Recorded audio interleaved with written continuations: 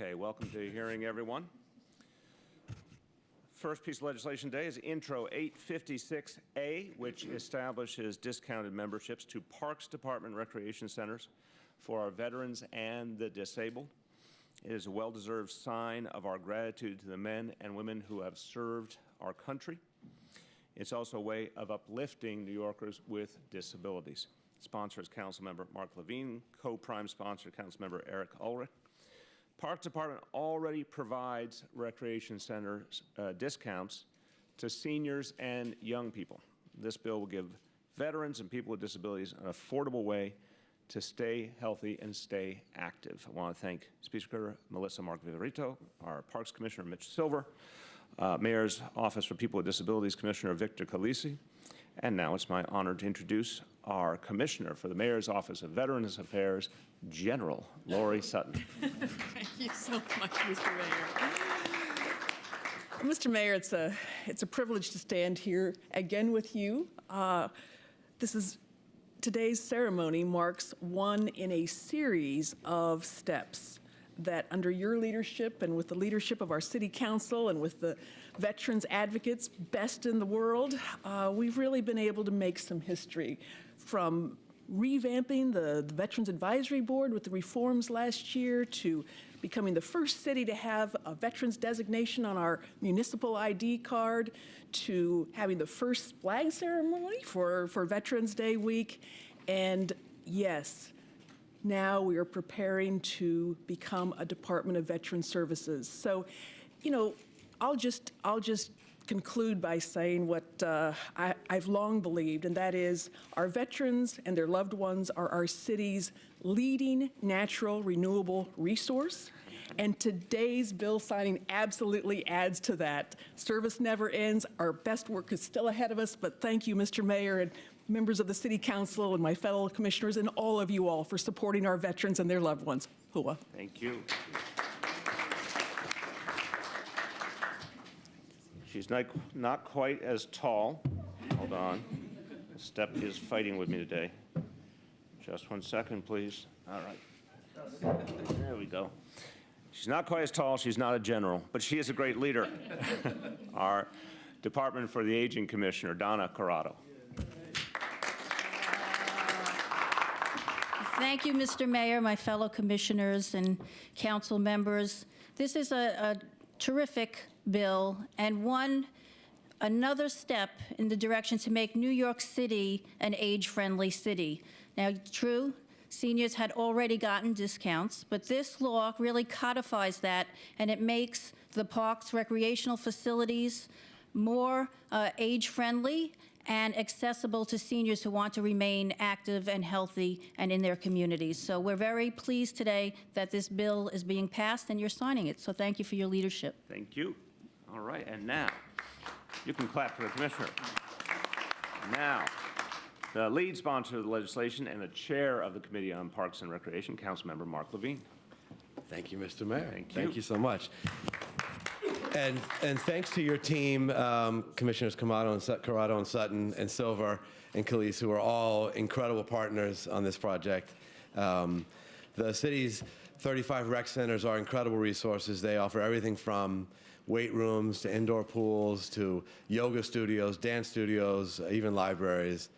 And they really are important resources for these two special groups, New Yorkers with disabilities and our veterans, who so often need these facilities for physical rehabilitation regimen or just general health, and also groups who really benefit from the social interactions at these rec centers. Too often, our veterans and people with disabilities are living in isolation because of emotional or physical barriers, and this gives them a chance to interact with their neighbors in really healthy ways. And we wouldn't want anyone to be blocked out, any veteran or any person with disabilities, to be blocked from these resources because of the cost. And so our bill establishes a 75% discount off the usual $150 fee. And the reality for many veterans and people with disabilities is they need this. An estimated 70,000 veterans in the city are relying on food pantries and soup kitchens. It's about a third of all the veterans, and 30% of people with disabilities in New York City are unemployed. It's way more than the rest of the city. So there are people out there who need this discount. I'm so happy we're codifying this in law. I want to thank our council speaker, Melissa Mark-Viverito, and the great staff that worked on this, Laura Palpa, Matt Gawalb, Patrick Mulvihill, Chris Sartori, and Amy Slattery. And thank you again, Mr. Mayor, for your partnership and you. leadership. Thank you. Thank you. Thank you for your leadership, council member, and your passion to make our parks and recreation centers available to more and more New Yorkers. We appreciate that. I want to call up 3 members of the public who have signed up to speak. Jennifer Rivera of Fountain House and the American Legion, Kristen Rouse of the New York City Veterans Alliance, and Dan McSweeney of the United War Veterans Council. All come on up. Good morning, everyone. I want to thank you, Mayor de Blasio, for making veterans a priority. You have done more for veterans than any other administration has. By signing the Parks Bill, which allows veterans to go to recreational parks at discounted rates, you continue to honor service. And for that, I want to personally thank you. It's very kind. Thank you very much. Good morning. New York City Parks offers amazing spaces for New Yorkers of all backgrounds to quiet their minds, to get active, to share spaces with people who matter to them, to get involved in their communities.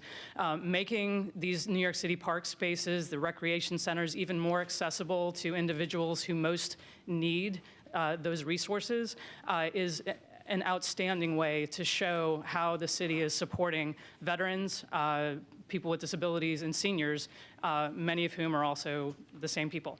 And so the New York City Veterans Alliance, we are proud to have supported this bill last August, and we commend the mayor and everybody in city government who has made this possible. Thank you very much. Thank you very much. Thank you very much. Good morning, Mr. Mayor. I want to thank you very much for this great comprehensive approach to supporting our veterans. Also want to thank the commissioners and the city council members. We have to be multifaceted as a society in supporting veterans. That means we have to meet them where they are on the spectrum of needs.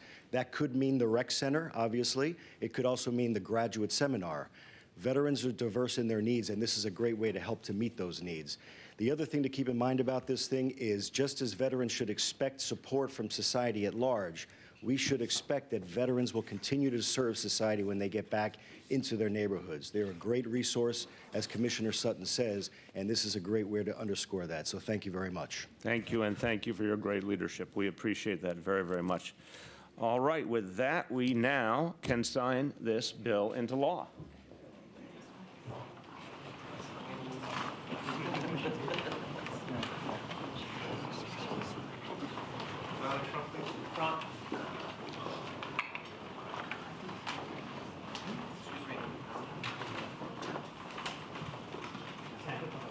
No, we should do like the thing with pictures and captions, like shake off the signal where you do like 11. 11. Yeah. So what is it now? 11. 11? Really? Yeah, so they just walked up. Okay. I'm gonna do 12, this is my favorite one. All right. All right, where's Mark?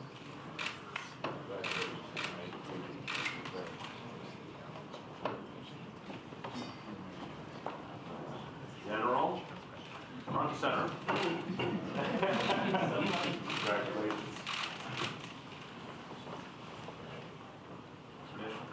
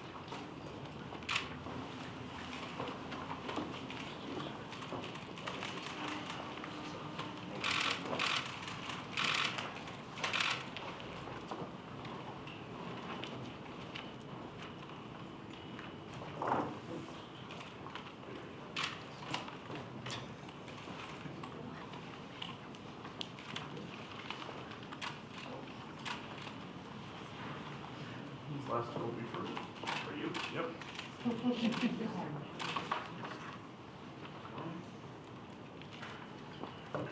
bill is now law.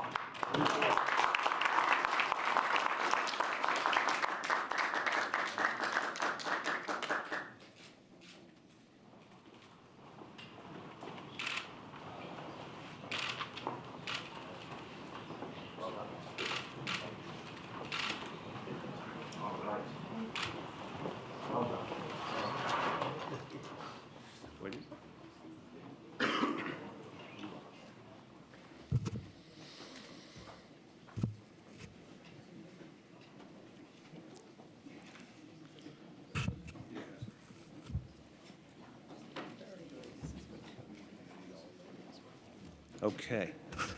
Let's let folks. All right, the next set of bills provides raises for our city's elected officials and also makes historic reforms to the city council. Now, these are reforms that have been talked about for a long time, decades, in fact. And today, these reforms are finally going to go into effect. And I think it's going to make our city government stronger and better for years and decades to come. These bills strike an important balance between recognizing the hard work of public servants and enacting reforms that protect the integrity of city government. They were derived from the recommendations of the Quadrennial Advisory Commission, an independent three-member commission that carefully reviewed the compensation levels of our elected officials. I just want to take a moment to thank the chair, Fritz Schwartz, and commission member Jill Bright, both of whom are here, and in absentia, Paul Quintero, the third member. I've had an opportunity over the years to work with many different commissions and blue ribbon panels, and this group did extraordinary work, very sober, very thoughtful, very historically grounded work.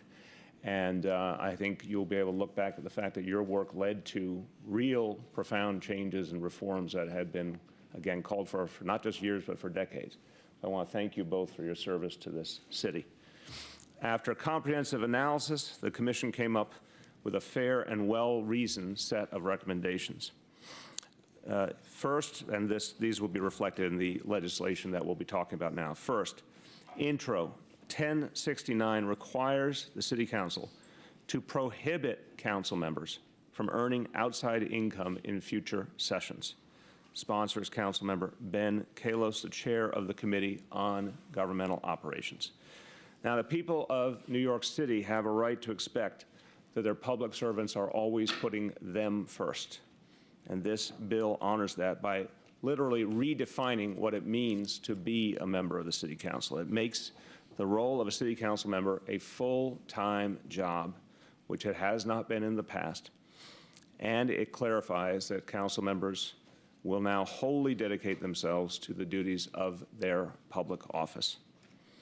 I'd also like to praise the Commission for recommending and the Council for implementing a rule forbidding what's been known as LULUs, allowances that were granted to council members for their leadership of committees. This is a practice that was criticized for years because it allowed potentially for favoritism among the members. And now that practice has been forbidden by recommendation of this commission and act of the council.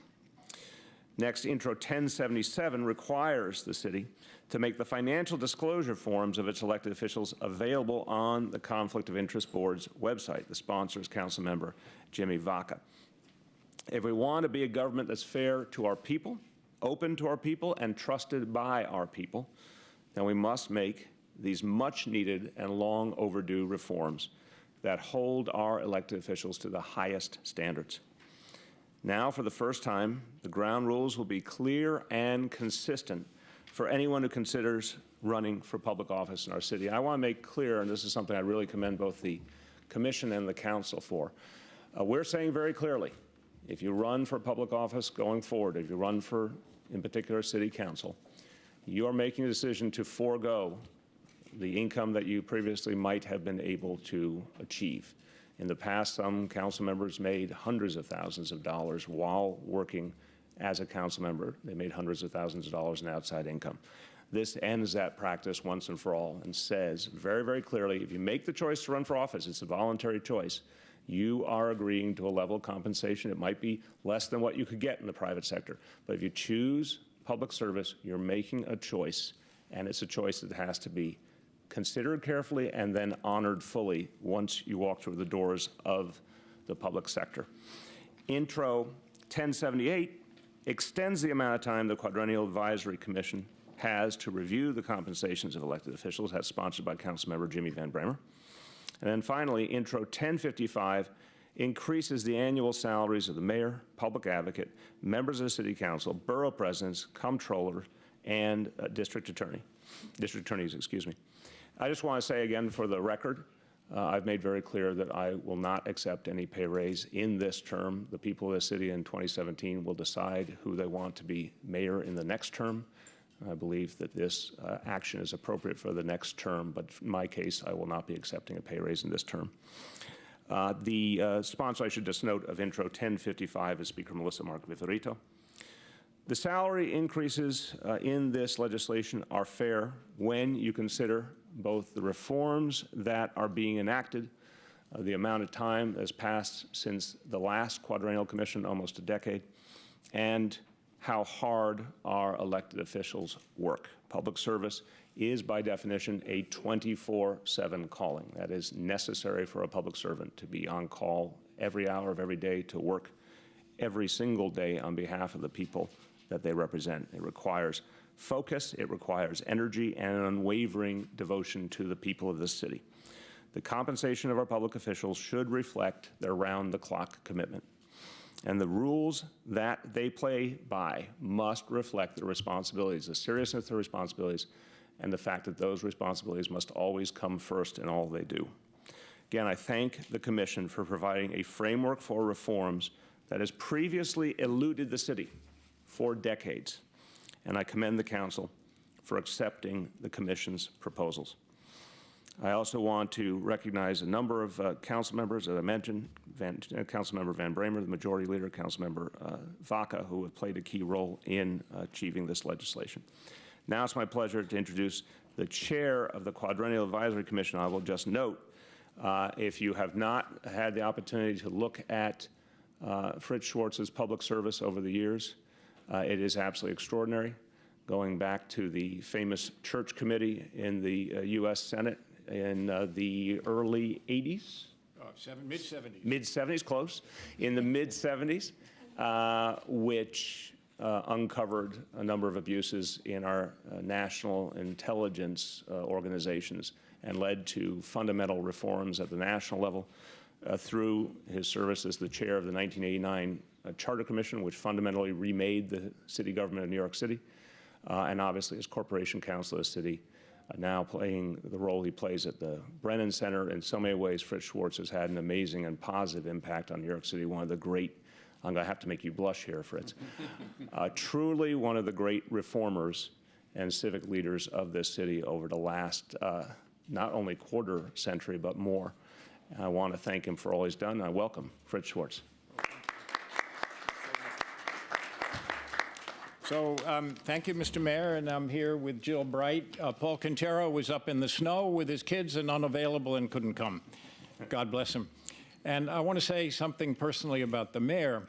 On this commission, we really appreciated the fact that the mayor did not breathe a single word or in any way try to influence our deliberations or our outcome. That is an unusual and really admirable thing to do.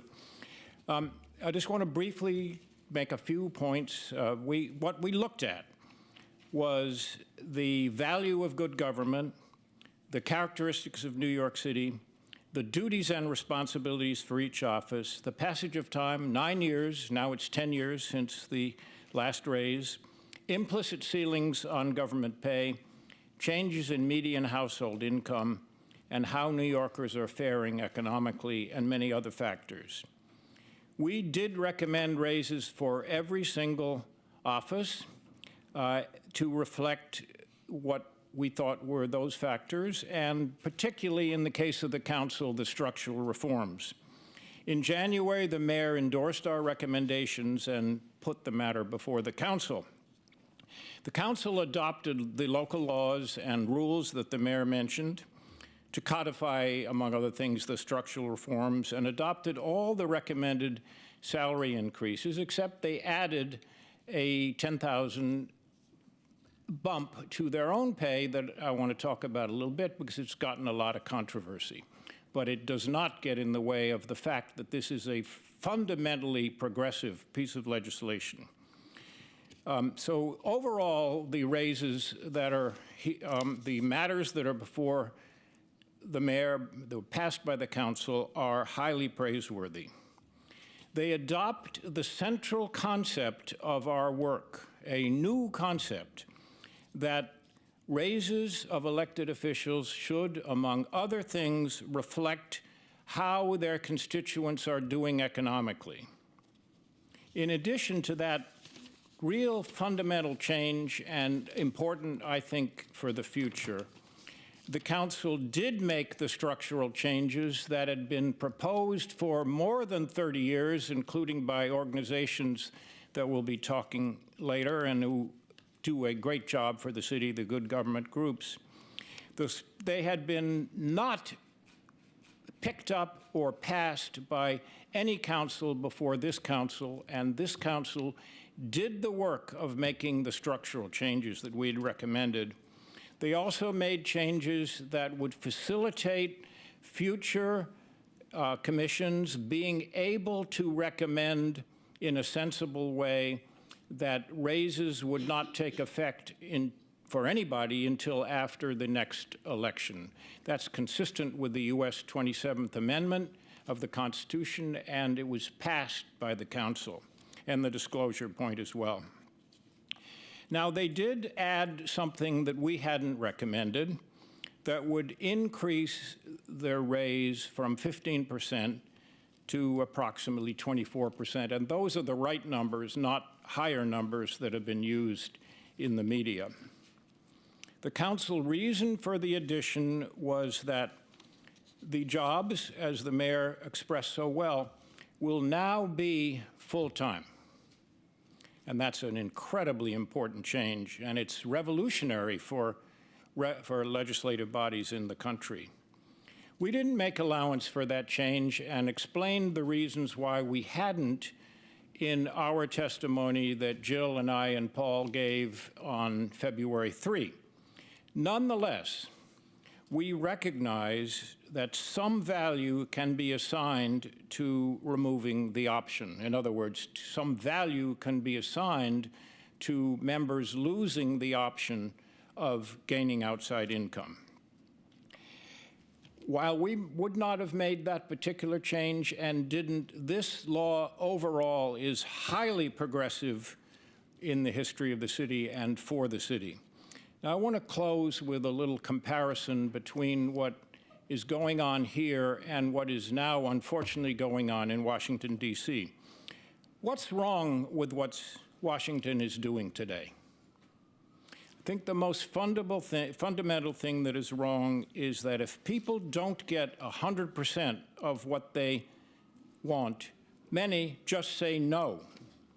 That is not the way a good government works. Here, it clearly would serve good government to sign these bills into law. Thank you. Thank you. Well said. Thank you very much, Fritz. Now I want to introduce the chair of the Committee on Rules in the City Council, Councilmember Brad Lander. Thank you. Thank you, Mr. Mayor, and I also want to add my thanks to the Commission, especially to Chair Schwartz and to Jill Bright and Paul Quintero, and I'm going to add to the Mayor's praise of Chair Schwartz as well. But one thing that you may have missed, it didn't get as much attention in the Speaker's State of the City last week, was the indication that she made that the Council is going to pick up and look again at reforming the city's fair share process for citing municipal infrastructure and services and making sure that that's done in a fair way. The things nobody wants but we got to have, and the things everyone wants. The author of the 1989 fair share policy in that Charter Revision Commission that the Mayor referred to was Chair Schwartz, and it's been 25 years since it was looked at, and we're looking forward to picking up that work and continuing it into the future. So thank you so much for your service. Look, it's no secret that it is awkward that elected officials are the ones who have to vote and sign to enact salary of elected officials. That's a fact of government at every level. There is an alternative to having good rules and responsible salaries that attract people to run. That alternative is allow a lot of outside income, keep salaries low, and don't have good rules in place. That experiment is being run elsewhere, and you can decide whether the results of that experiment bring good government to the people of New York or not. We submit that this package of legislation, building on work that the Commission and the Council have done, bring good, hardworking government, honest, transparent, conflict-avoidant representation to the people of this city. And that's what we've been working hard to do. The Speaker led that effort at the very beginning of her term with a comprehensive rules reform that equalized discretionary funding, that brought a great deal of additional transparency into the Council in many, many ways. And what we're doing today builds on that work in some really fundamental ways.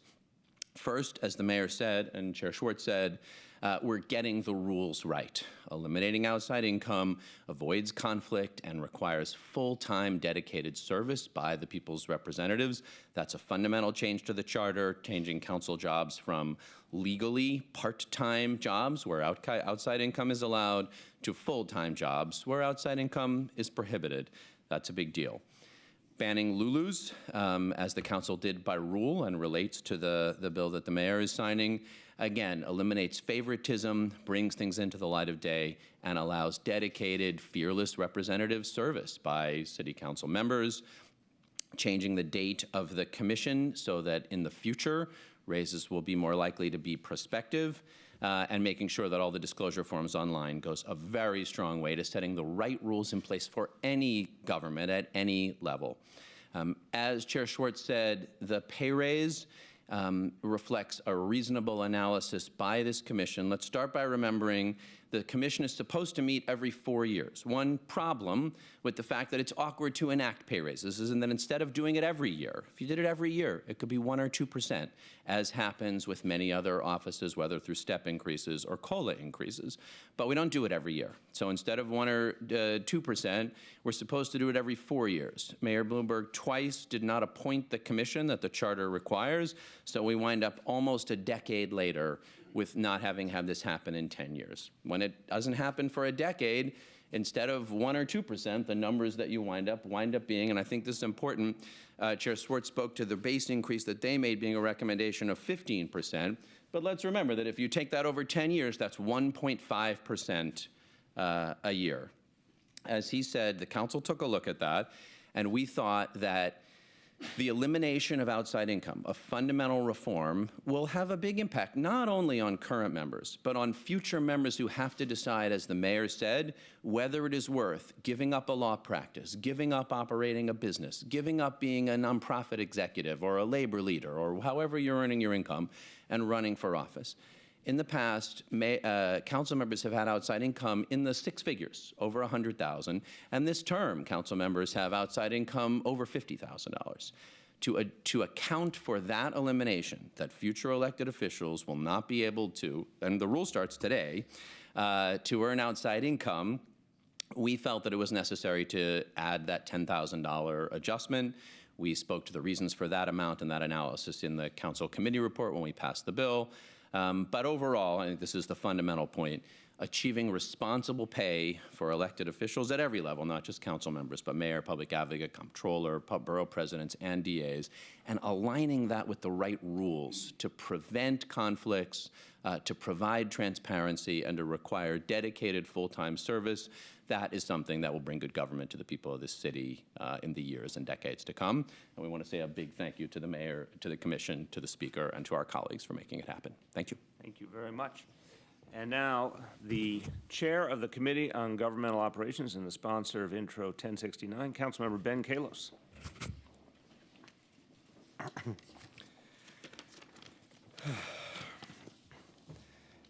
Good morning.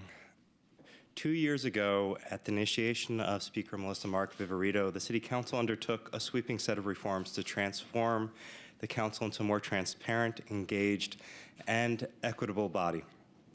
That work continued with ethics reforms the council has passed just 2 weeks ago, and our mayor will be signing into law today.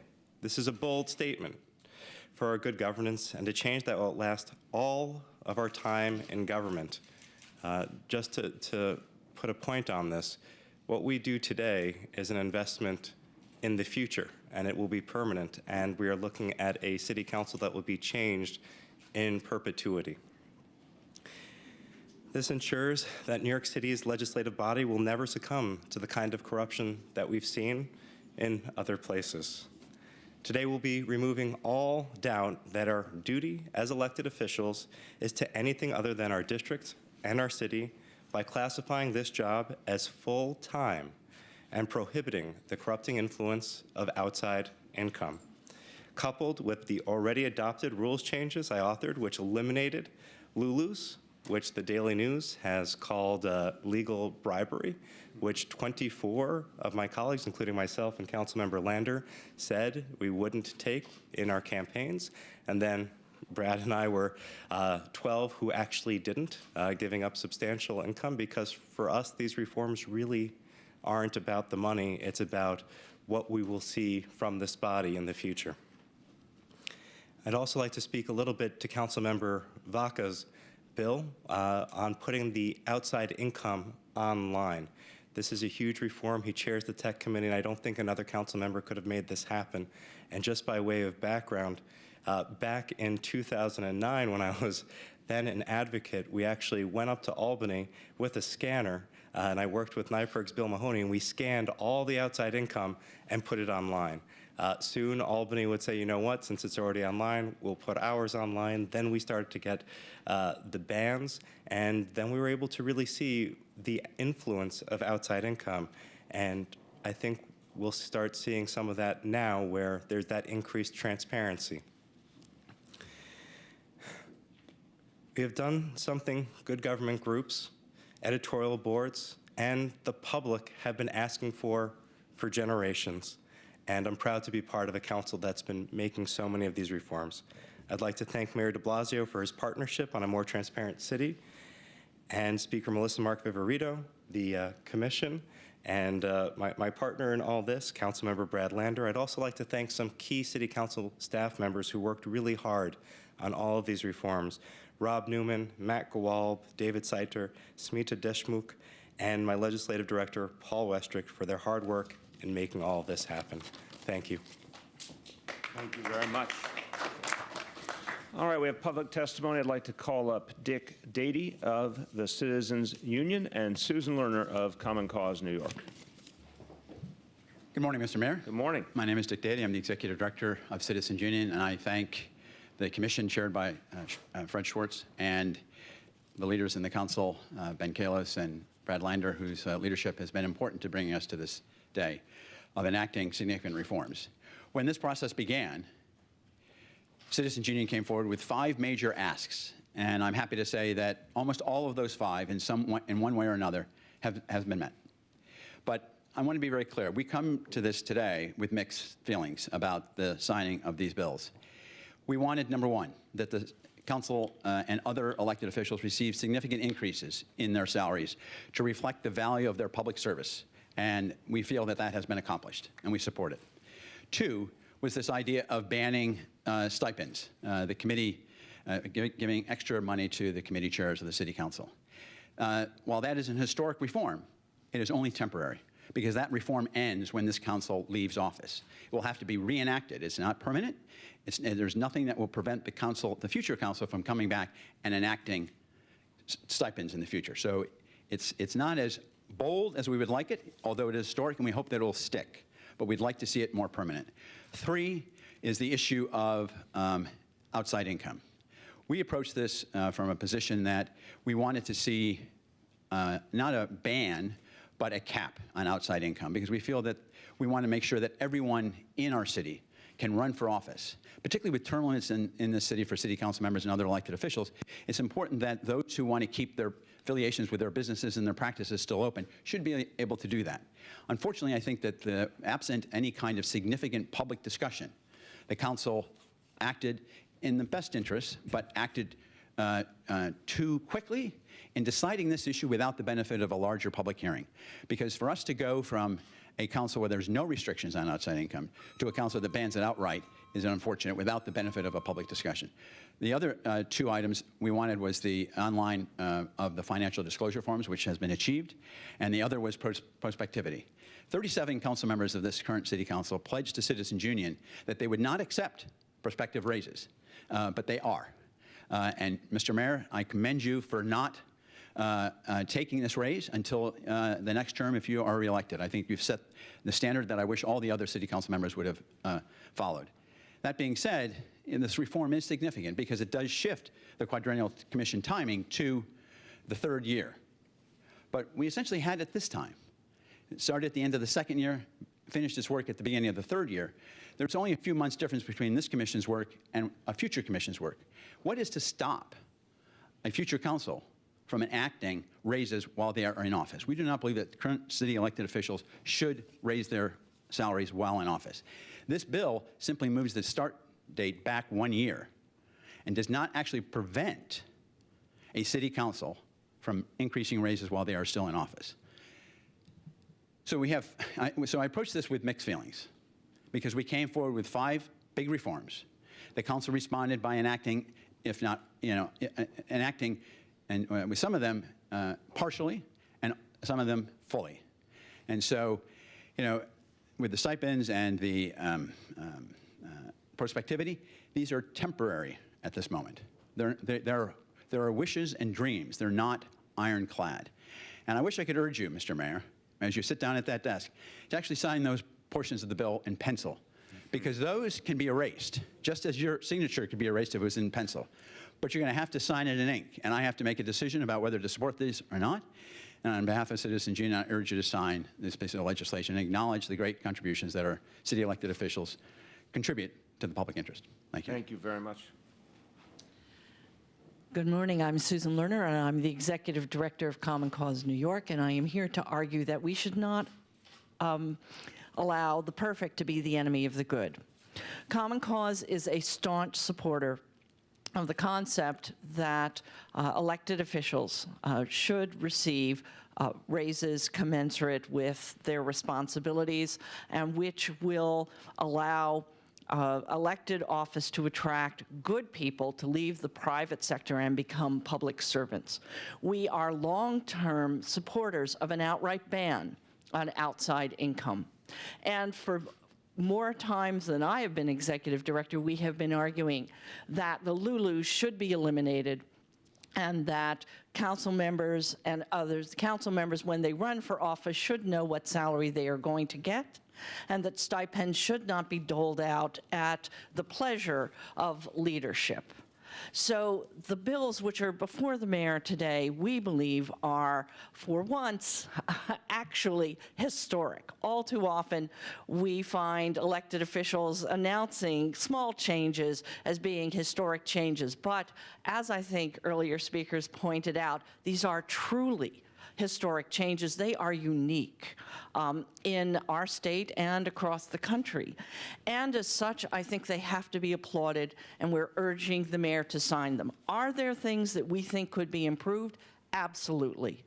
But I would like to point out that New York City has an admirable procedure for addressing the ticklish, sensitive questions of how to raise elected officials' salaries. And it is our hope that the city will continue to follow the charter's requirements and have quadrennial committees on a regular basis and allow the process to play out publicly as it did in this discussion. So yes, we are going to be working in the future, because we're a good government group and we always try to improve things, to bring some of these questions to the voters, to make the changes permanent in the charter, to advocate that future raises really will be prospective. But I'd like to point out that while the council has given itself a raise larger than what the Quadrennial Commission suggested, it's within the range that we at Common Cause suggested to the commission. So on balance, this is a really admirable package which parts should be tweaked in the future, but that should not stop the mayor from signing these bills, and it shouldn't stop the public from understanding that something really important has been done, a strong statement on the part of the council to the voters of this city that they are going to work only for the public, that they understand the importance of taking on the mantle of being public servants, and I thank them for that, and I look forward to working with them in the future to strengthen this package further. Thank you very much. Let me say to Susan and Dick, you're two of the consciences of this city, and your batting average is pretty damn good in recent years for the reforms that you have called for that have come to pass, but I know your work is not done, and you'll continue to hold our feet to the fire. And Susan, I want to say you just warmed my heart because you invoked a phrase that was taught to me long ago by my Aunt Yola, who is now 95 years old, who would regularly say, "Don't let perfect be the enemy of good." So I think today is an example of a lot of good happening for our city, and I appreciate both of your testimony. Let me just say a few words in Spanish before we sign the bill. Hoy estoy firmando 5 leyes locales. Una de ellas crea un descuento para nuestros veteranos y discapacitados en los centros recreativos de la ciudad.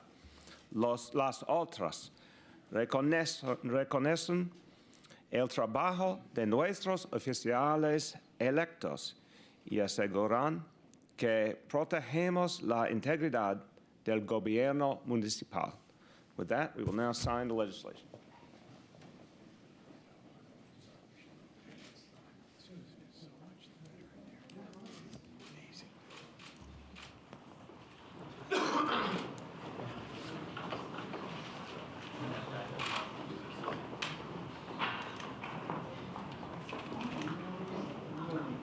So 7 here and then 5 here.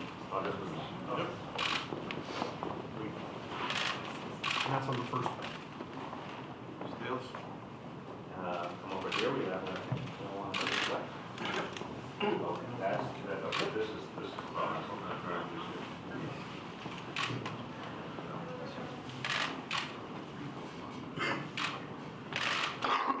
Down, please. Down, please.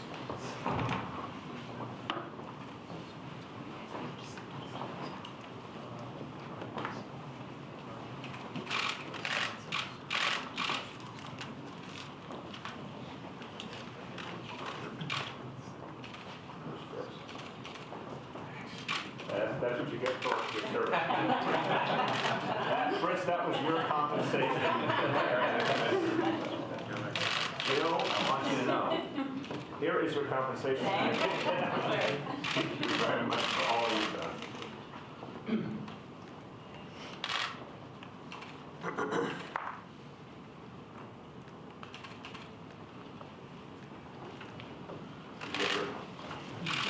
As counsel to the commission.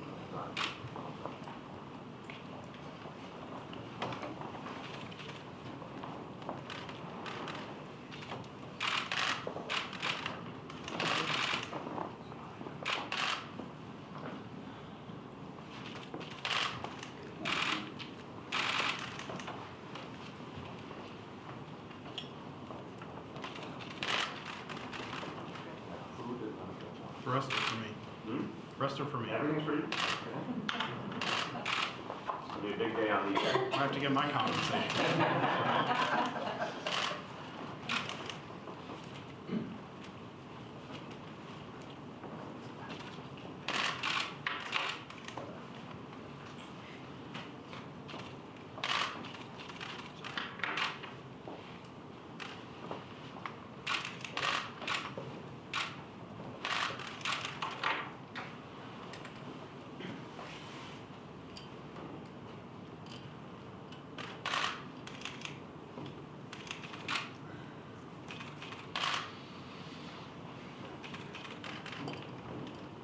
All right, this legislation will come off.